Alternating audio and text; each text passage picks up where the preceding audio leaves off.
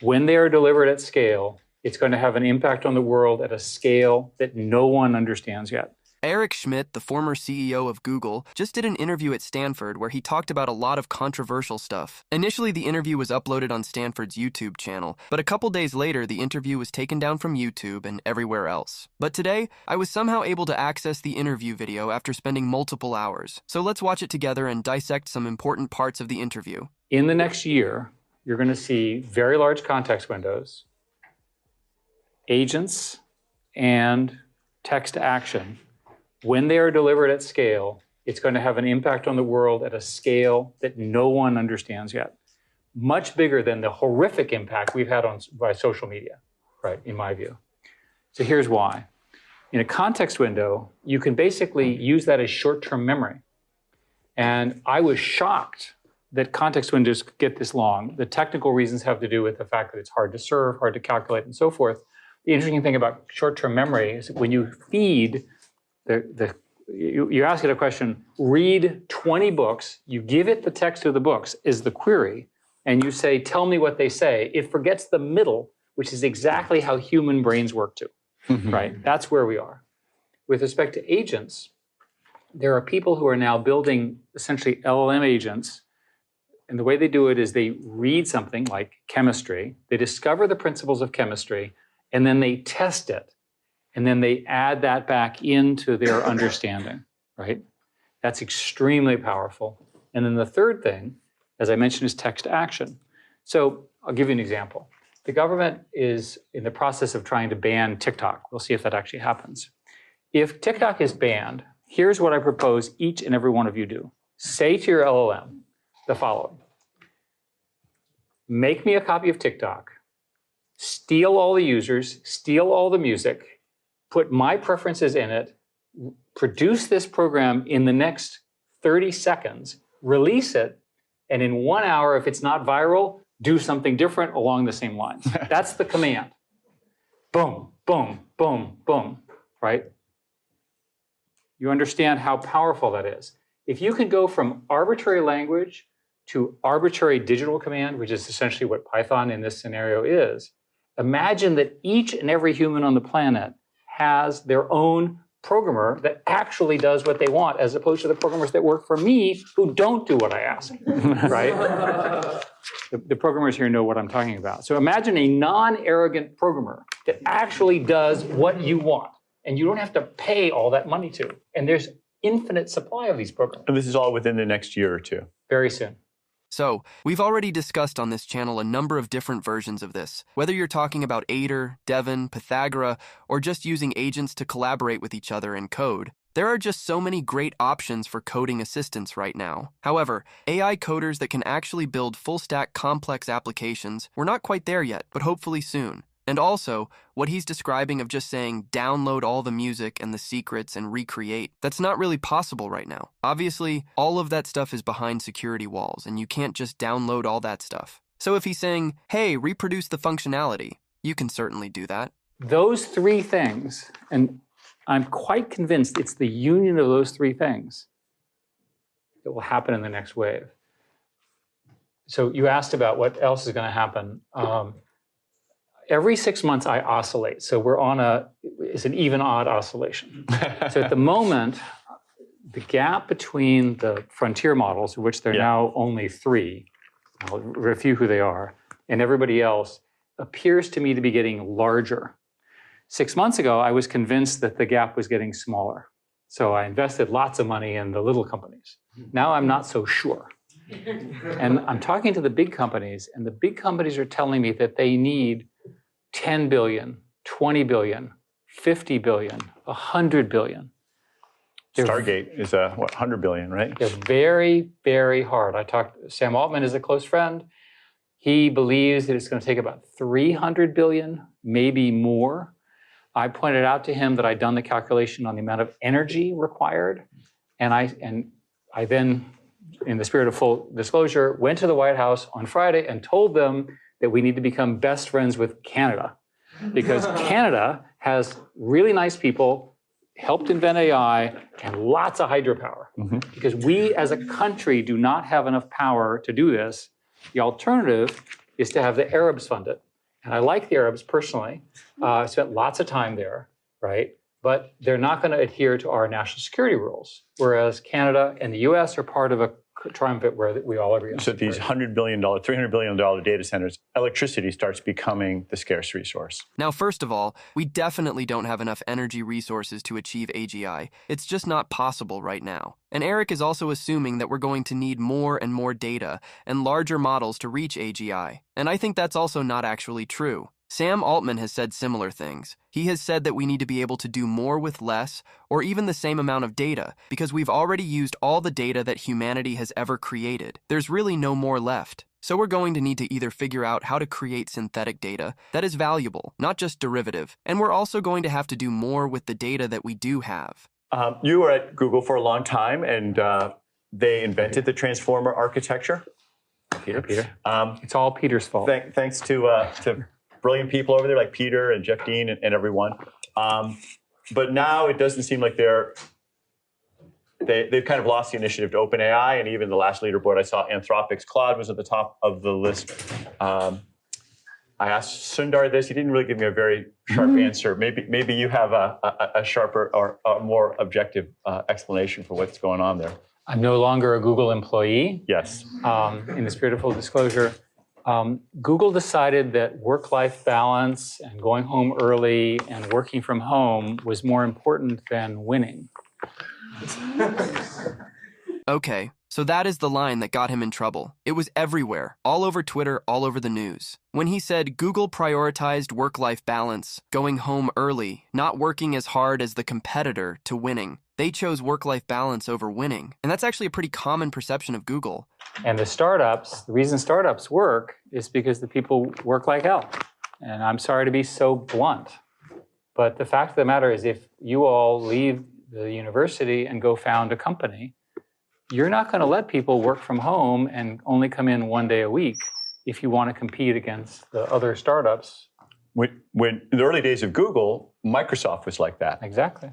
But now it seems to be... And there's a long history of, in my industry, our industry, I guess, of companies winning in a genuinely creative way and really dominating a space and not making the next transition. It's very well documented.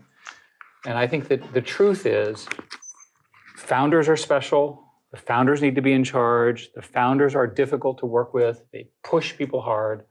As much as we can dislike Elon's personal behavior, look at what he gets out of people. Mm-hmm. I had dinner with him, and he was flying. I was in Montana. He was flying that night at 10 p.m. to have a meeting at midnight with X.AI. Right? Think about it. I was in Taiwan, different country, different culture, and they said that, and this is TSMC, who I'm very impressed with, and they have a rule that the starting PhDs coming out of they're good physicists, work in the factory on the basement floor. Now, can you imagine getting American physicists to do that? The PhDs? Highly unlikely. Different work ethic. And the problem here, the reason I'm being so harsh about work is that these are systems which have network effects. So time matters a lot. And in most businesses, time doesn't matter that much, right? You have lots of time. You know, Coke and Pepsi will still be around, and the fight between Coke and Pepsi will continue to go along, and it's all glacial, right? When I dealt with telcos, the typical telco deal would take 18 months to sign, right? There's no reason to take 18 months to do anything. Get it done. It's just, we're in a period of maximum growth, maximum gain. So here he was asked about competition with China's AI and AGI, and that's his answer. We're ahead, we need to stay ahead, and we need money. AI is going to play a role or competition with China as well. So I was the chairman of an AI commission that sort of looked at this very carefully. And you can read it. It's about 752 pages. And I'll just summarize it by saying, we're ahead, we need to stay ahead, and we need lots of money to do so. Our customers were the Senate and the House. And out of that came the CHIPS Act and a lot of other stuff like that. A rough scenario is that if you assume the frontier models drive forward and a few of the open source models, it's likely that a very small number of companies can play this game. Countries, excuse me. What are those countries, or who are they? countries with a lot of money and a lot of talent, strong educational systems, and a willingness to win. The US is one of them. China's another one. How many others are there? Are there any others? I don't know, maybe. But certainly in your lifetimes, the battle between the US and China for knowledge supremacy is going to be the big fight, right? So the US government banned essentially the NVIDIA chips, although they weren't allowed to say that was what they were doing, but they actually did that into China. They have about a 10-year chip advantage. We have a roughly 10-year chip advantage in terms of sub-DUV, that is sub 5 nanometer. 10 years, that long? Roughly 10 years. Wow. And so you're going to have, so an example would be, today we're a couple of years ahead of China. My guess is we'll get a few more years ahead of China, and the Chinese are whopping mad about this. It's like hugely upset about it. Well, let's talk about a real war that's going on. I know that something you've been very involved in is the Ukraine war, and in particular, I don't know how much you can talk about White Stork and your goal of having $500 drones destroy $5 million tanks. So how's that changing warfare? So I worked for the Secretary of Defense for 7 years and tried to change the way we run our military. I'm not a particularly big fan of the military, but it's very expensive, and I wanted to see if I could be helpful. And I think, in my view, I largely failed. They gave me a medal, so they must give medals to failure or whatever. But my self-criticism was nothing has really changed. And the system in America is not going to lead to real innovation. So watching the Russians use tanks to destroy apartment buildings with little old ladies and kids just drove me crazy.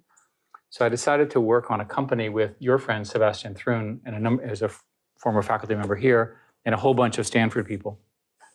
And the idea basically is to do two things: use AI in complicated, powerful ways for these essentially robotic war.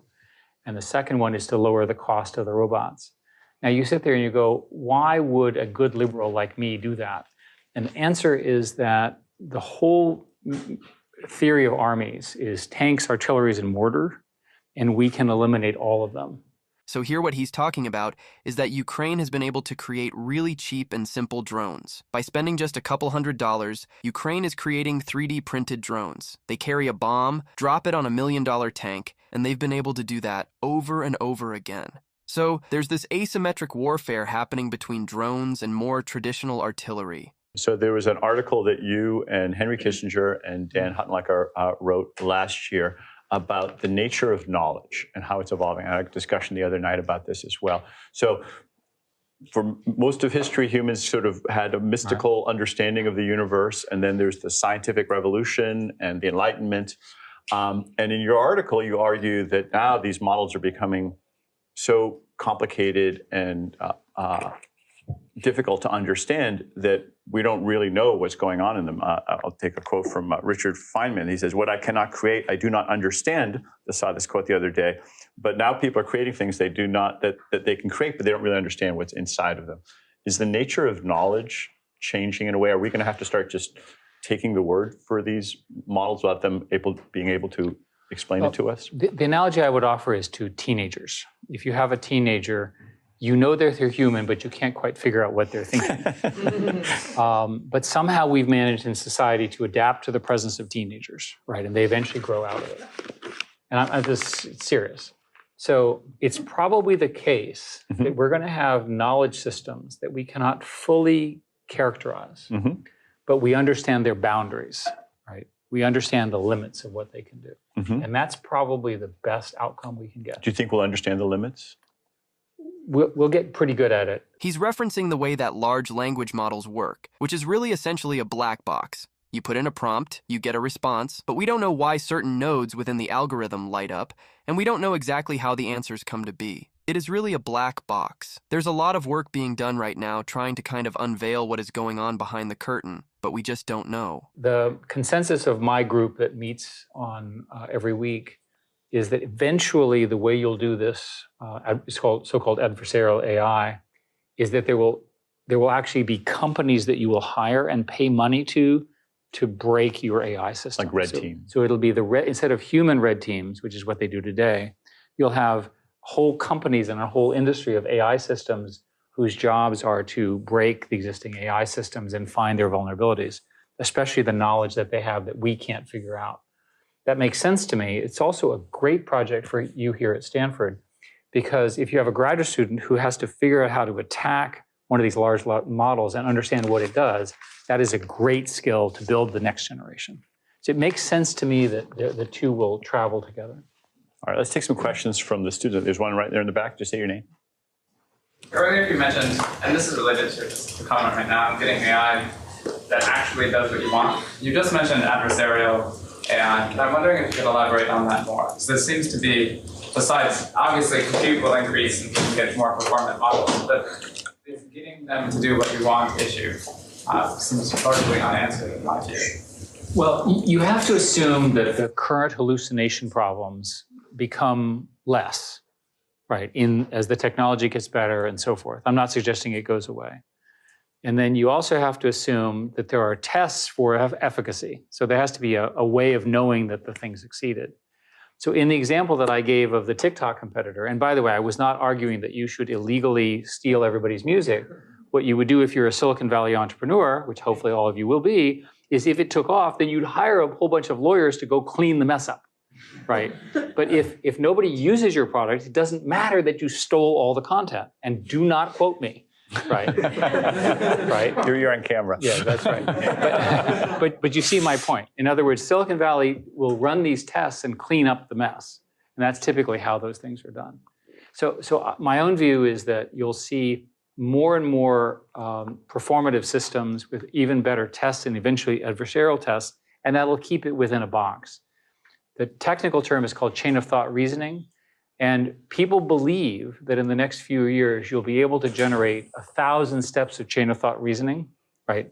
Do this, do this. It's like building recipes, right? That the recipes, you can run the recipe and you can actually test that it produced the correct outcome. Now that was maybe not my exact understanding of chain of thought reasoning. My understanding of chain of thought reasoning, which I think is accurate, is when you break a problem down into its basic steps and you solve each step, allowing for progression into the next step. Not only it allows you to kind of replay the steps, it's more of how do you break problems down and then think through them step by step. The amounts of money being thrown around are mind-boggling. And I essentially invest in everything because I can't figure out who's going to win. And the amounts of money that are following me are so large. I think some of it is because the early money's been made and the big money people who don't know what they're doing have to have an AI component. And everything is now an AI investment, so they can't tell the difference. I define AI as learning systems, systems that actually learn. So I think that's one of them. The second is that there are very sophisticated new algorithms that are sort of post-transformers. My friend, my collaborator for a long time, has invented a new non-transformer architecture. There's a group that I'm funding in Paris that has claims to have done the same thing. So there's enormous invention there, a lot of things at Stanford. And the final thing is that there is a belief in the market that the invention of intelligence has infinite return. So let's say you put $50 billion of capital into a company. You have to make an awful lot of money from intelligence to pay that back. So it's probably the case that we'll go through some huge investment bubble, and then it'll sort itself out. That's always been true in the past, and it's likely to be true here. And what you said earlier. Yeah. So there's been something like $1 trillion already invested into artificial intelligence and only 30 billion of revenue. I think those are accurate numbers. And really, there just hasn't been a return on investment yet. But again, as he just mentioned, that's been the theme on previous waves of technology. Huge upfront investment, and then it pays off in the end. Well, I don't know what he's talking about here, because didn't he run Google? And Google has always been about being closed source and always tried to protect the algorithm at all costs. So I don't know what he's referring to there. You think that the leaders are pulling away from the rest? Right now. And this is a really, the question is roughly the following. There's a company called Mistral in France. They've done a really good job. And I'm obviously an investor. They have produced their second version. Their third model is likely to be closed because it's so expensive. They need revenue and they can't give their model away. So this open source versus closed source debate in our industry is huge. And my entire career was based on people being willing to share software in open source. Everything about me is open source. Much of Google's underpinnings were open source. Everything I've done technically. What? Didn't he run Google? And Google was all about staying closed source, and everything about Google was kept secret at all times. So I don't know what he's referring to there. Everything I've done technically. And yet it may be that the capital costs, which are so immense, fundamentally changes how software is built. You and I were talking, my own view of software programmers is that software programmers' productivity will at least double. Mm-hmm. There are 3 or 4 software companies that are trying to do that. I've invested in all of them in the spirit. And they're all trying to make software programmers more productive. The most interesting one that I just met with is called Augment. And I always think of an individual programmer, and they said, that's not our target. Our target are these 100-person software programming teams on millions of lines of code where nobody knows what's going on. Mm. Well, that's a really good AI thing. Will they make money? I hope so. Yes. So a lot of questions here. Yes, ma'am. Hi. So at the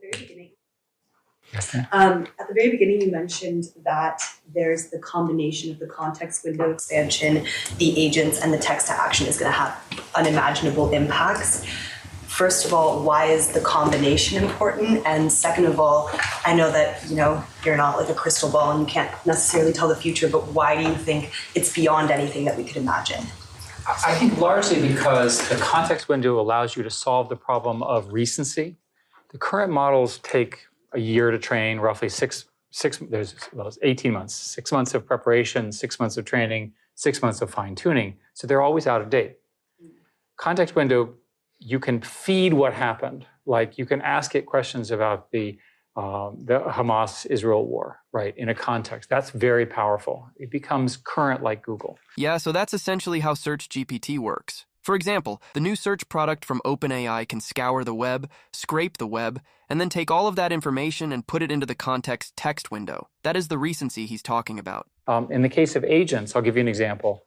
I set up a foundation which is funding a nonprofit. It starts, there's I don't know if there's chemists in the room. I don't really understand chemistry. There's a tool called ChemCrow, C-R-O-W, which was an LLM-based system that learned chemistry. And what they do is they run it to generate chemistry hypotheses about proteins, and then they have a lab which runs the tests overnight, and then it learns. That's a huge accelerant in chemistry, material science, and so forth. So that's an agent model. And I think the text to action can be understood by just having a lot of cheap programmers, right? And I don't think we understand what happens, and this is, again, your area of expertise, what happens when everyone has their own programmer. And I'm not talking about turning on and off the lights. I imagine, another example, for some reason you don't like Google. So you say, build me a Google competitor. Yeah, you personally, build me a Google competitor, search the web, build a UI, make a good copy, add generative AI in an interesting way, do it in 30 seconds, and see if it works, right? So a lot of people believe that the incumbents, including Google, are vulnerable to this kind of an attack. Now, we'll see. How can we stop AI from influencing public opinion, misinformation, especially during the upcoming election? What are the short and long-term solutions from? Most of the misinformation in this upcoming election and globally will be on social media. And the social media companies are not organized well enough to police it. If you look at TikTok, for example, there are lots of accusations that TikTok is favoring one kind of misinformation over another. And there are many people who claim without proof that I'm aware of that the Chinese are forcing them to do it. I think we have a mess here. And the country's going to have to learn critical thinking. That may be an impossible challenge for the US. But the fact that somebody told you something does not mean that it's true. I think that the greatest threat to democracy is misinformation because we're going to get really good at it. When I managed YouTube, the biggest problems we had on YouTube were that people would upload false videos and people would die as a result. And we had a no death policy. Shocking. Yeah, and also, it's not even about potentially making deep fakes or kind of misinformation. Just muddying the waters is enough to make the entire topic kind of untouchable. I'm really curious about the text to action and its impact on, for example, computer science education. I'm wondering what you have thoughts on like how CS education should transform to kind of meet the age. Well, I'm assuming that computer scientists as a group in undergraduate school will always have a programmer buddy with them. So when you learn your first for loop and so forth and so on, you'll have a tool that will be your natural partner. And that's how the teaching will go on. That the professor, he or she will talk about the concepts, but you'll engage with it that way. And that's my guess.